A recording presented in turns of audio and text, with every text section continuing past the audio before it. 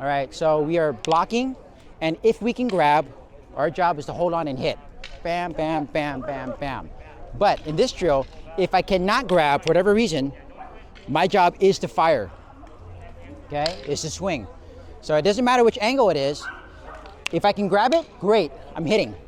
I'm hitting, I'm hitting, I'm hitting, I'm hitting, I'm hitting.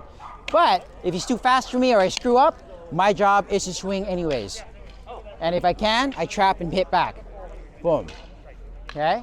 So that's the drill we're doing right now. To grab and hitting as you do it.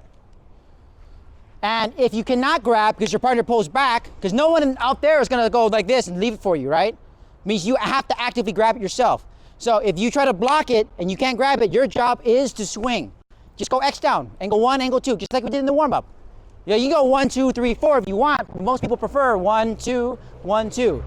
Okay, and this trap hand is where you get to push them back or you get to hit them, right? But just for play, just come here, okay? And that works on all angles, right? So on 1, if I'm able to grab, just hold them and just hit them, pop, pop, pop, pop, pop.